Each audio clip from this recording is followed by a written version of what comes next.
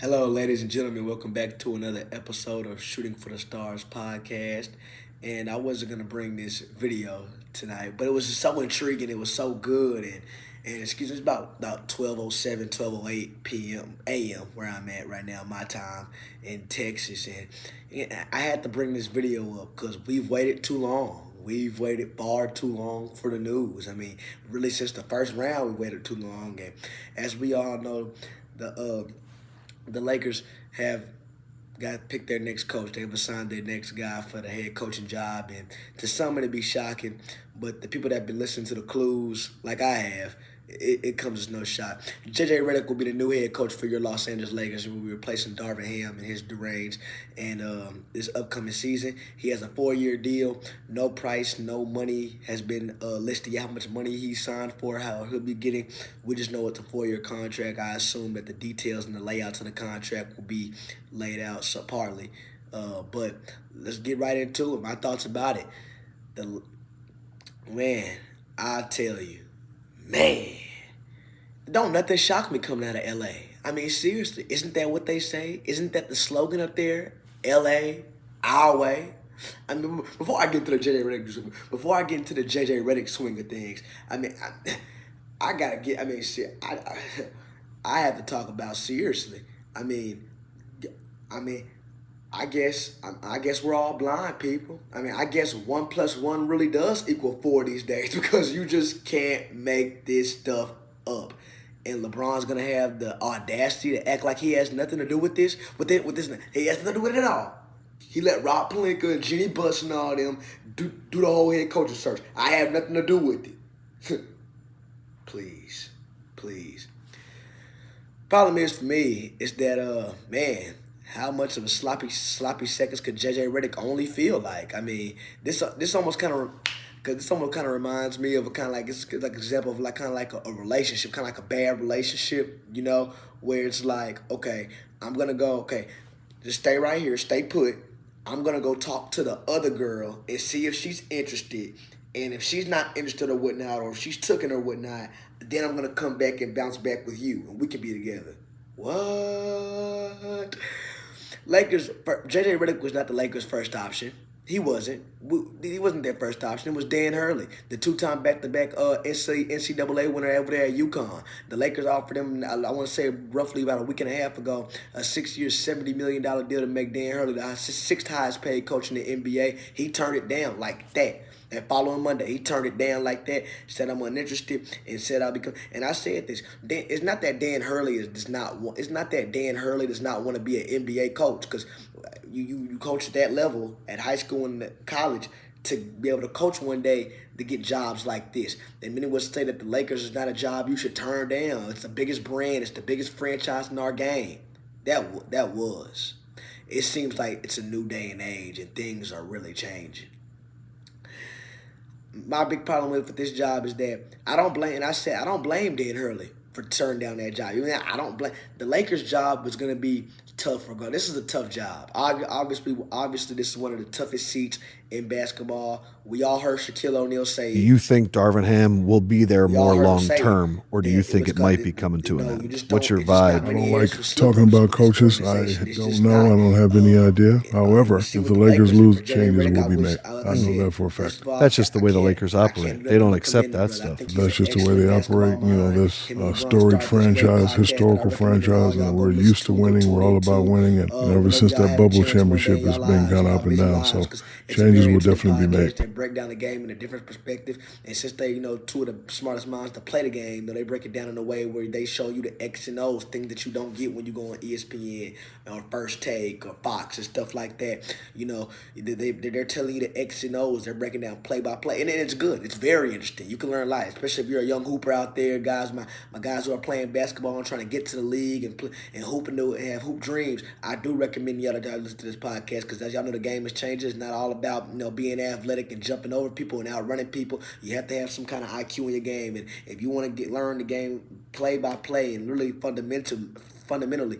That's the Mind the Game podcast with LeBron James and JJ Redick is a great place to go. No doubt about it. Love listening to that podcast. However, does this mean JJ Redick is going to be a great coach? No.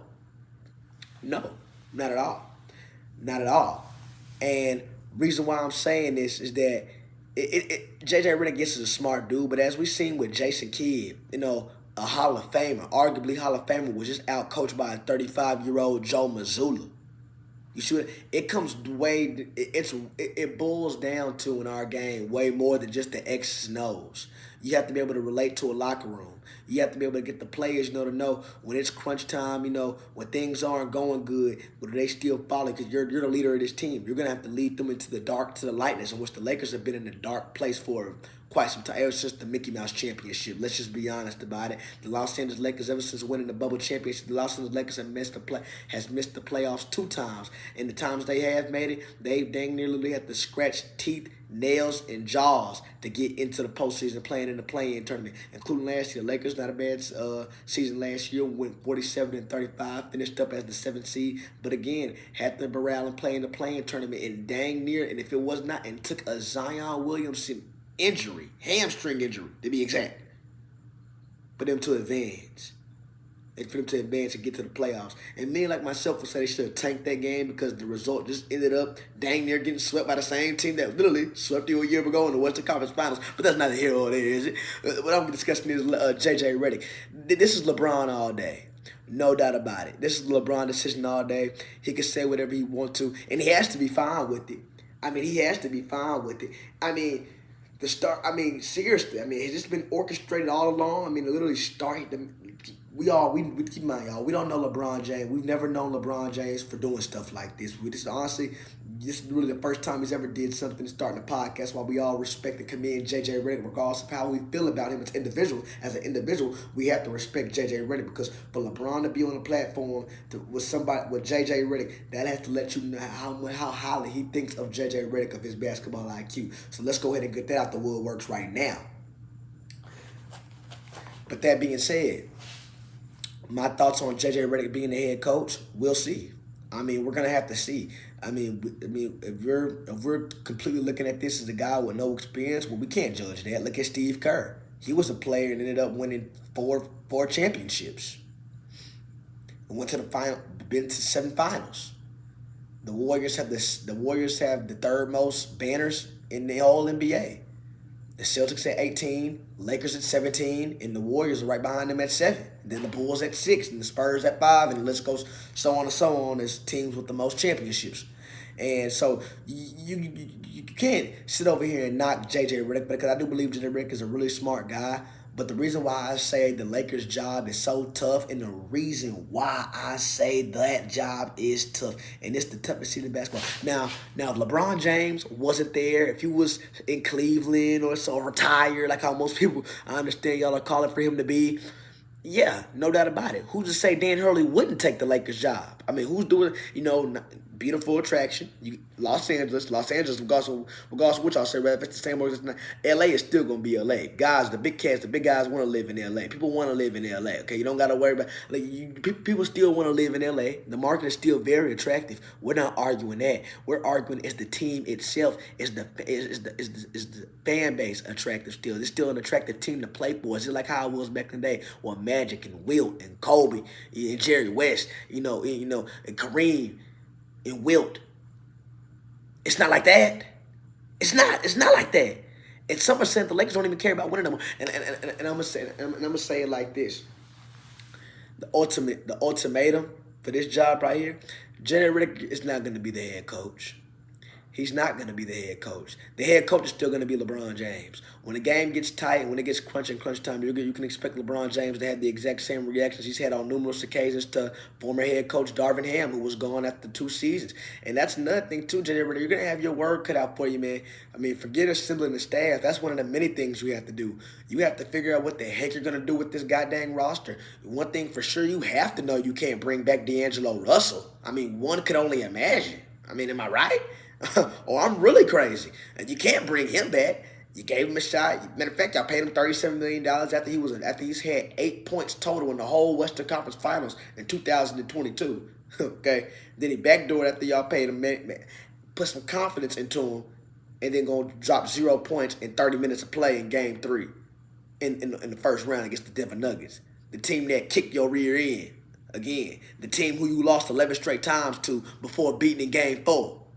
The team who y'all haven't beaten since December 16th of 2022 before Game 4. That team. Them brothers. They gave it to you again. So when I look at all that into consideration, Austin Reeves, I think, still has a lot of growing to do. Or this could be the max for him right here. Rui Hachimura, I think he's good, not great. Gabe Vincent, haven't seen enough of him. Jared Vanderbilt, I feel like it's too injury prone. It's just a lot of outliers that goes on with this team. And I know when we're talking about the Lakers, when we're talking about Los Angeles, the only question that we want to hear, that basketball fans want to hear, and that those fans up there in Hollywood want to hear is win us bust. Championship or bust. This is a championship or bust organization. You don't get 18 banners in your arena for nothing, for being subpar, for being mediocre. You just don't. So JJ Reddick has some big shoes to fill. Again, I stated, Frank Vogel was fired a year after he won the championship. Darvin Ham was fired after 2 seasons, and in his first year, took him to the Western Conference Finals. Now, I know many of y'all won't give that credit to Darvin Ham, because I understand you do have a generational talent in LeBron James. And let me get something on this about LeBron James. I have LeBron James, arguably the second greatest player in NBA history. A phenomenal humanitarian, great basketball player. And I always say, the legacy that man has created, the generations he's inspired, from chosen one to falling short, no matter how tough the road got, that man has consequently never stopped at the sport.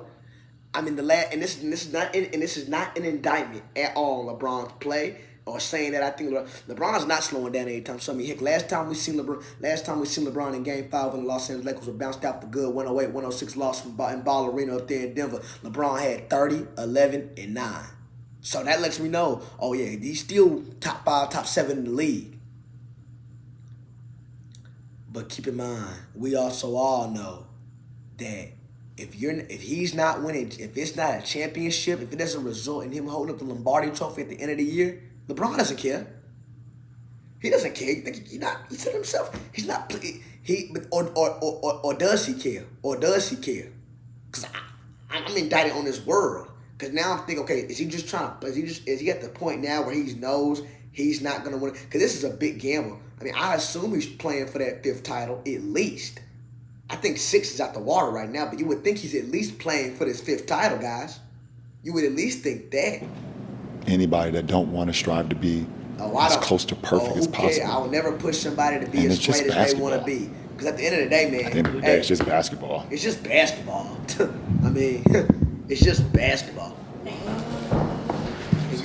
So I don't know what to believe of LeBron James no more. But what I do know, we've seen something new this offseason. His agent, Rich Paul's been calling all his shots, and he's been going to bat for him, singing like a canary, saying what LeBron hasn't been doing, what he's not been part of. I don't want to hear from you either. You're just an extension of LeBron James. You say turn right, you mean turn left. You say the sky pink, it's really blue. You can't make this stuff up. And LeBron, you want him to be a head coach. You want him to be a head coach.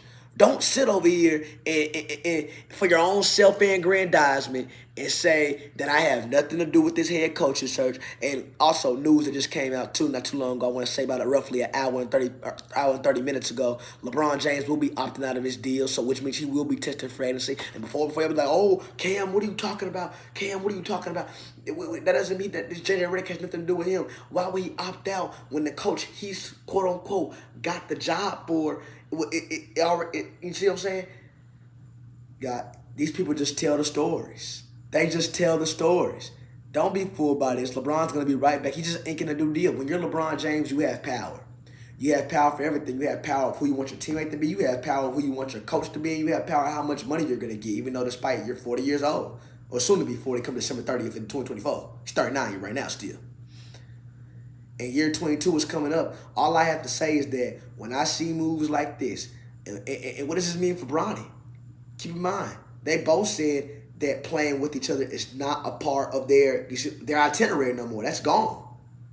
But steadily, we're still seeing these guys working out together. We're still getting rumors about these two. The Lakers hold the 17th and 55th pick this year. The 55th pick is where they projected Bronny James to be drafted or selected to. If not, the Lakers will pick him up as an undrafted free agent. Per reports. Don't know how true it is, but what I do know is that don't listen. With whatever LeBron says, it's the opposite. That's all I have to say. Because like, what? If that's the case, I could have been at this video. I seen JJ Reddick coming to the Los Angeles Lakers like this.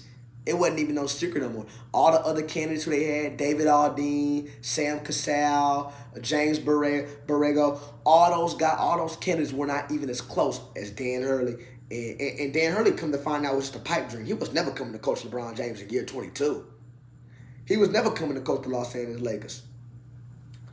So that all along it was J.J. Reddick, even though he was not the first idea. And I wish J.J. Reddick nothing but success. I really do. I wish J.J. Reddick nothing but success. And I think he's a very smart basketball mind. And if this was a team that did not have LeBron James on it, I would probably say, he could probably do some good work on it. But because LeBron James is on this team, and because we how great he is, and because of how big and how vocal he is, we know J.J. Reddick is not going to get to run the ship the way he probably is envisioning it. He probably knows that. Because if we're being real, I think we all know how he got this job. And last thing I say before I'm going to end this video, I know I said I'm not going to be too long, you guys, but last thing I'm going to say before I end this video, J.J. Reddick's line is this thin. It can't be no thinner than this. His line is this thin because he literally has no experience. Yes, he was talking. Commentating and coaching is two different things. Stop it. It's completely two different things. You can't have it both ways. Like I said, it's gonna take some learning to do. And J.J. Reddick's gonna have to learn. First of all, we know we're gonna be with the X and O's, but you're gonna have to get established in that locker room. Who's coming back? Who's sooner? Because we have to understand, we cannot keep taking the greatness of LeBron James for granted. We don't have very much left for LeBron James. We don't have very much left for LeBron. Matter of fact, year 22 could be it. I almost said year 21 was it. And how he ended year 21, LeBron James averaged 25, 7, and 8. Another remarkable year. Resulted in a first-round exit in 5 games to the reigning defending champion Denver Nuggets. We know he doesn't want that result again. It's a tough job, again, guys. It really is. It's a tough job. I know I would say it's an exciting day in L.A., but I don't think those people are excited. I think they're like me and ready to see and hope for the best. Because that's all you can do. Because this whole thing has been like it's been out of a movie. I mean, you can't make this stuff up. You just can't. You just can't. But to add on a little more though, you still have LeBron and Anthony Davis. You have Austin Reeves. You have Vanderbilt.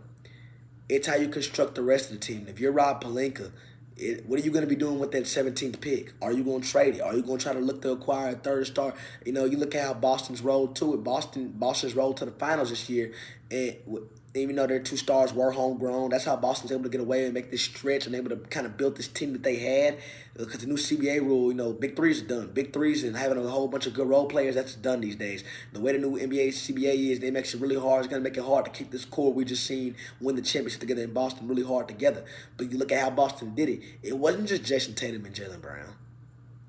They had Derek White, Kristaps Porzingis, Drew Holiday, Peyton Pritchard off the bench, pretty solid.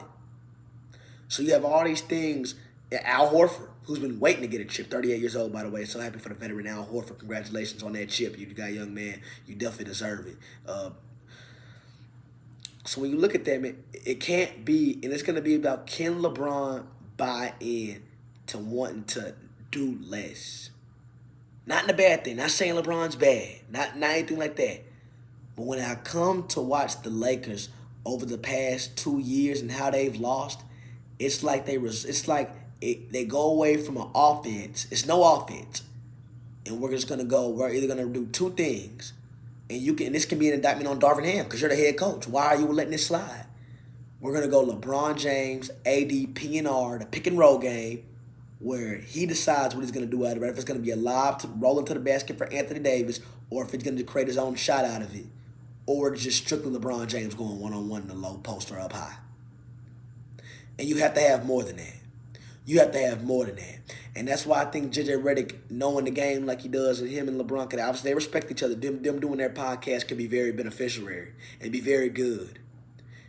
Because Lakers need to maximize Austin Reeves. They need to maximize Jalen Hood Shafino, the young rookie who they drafted last year at Indiana, who I believe has tremendous upside. A 6'6" guard, very long, has great, exceptional IQ. You need to maximize Rui Hachimura. See if there's anything else left you can get out of him.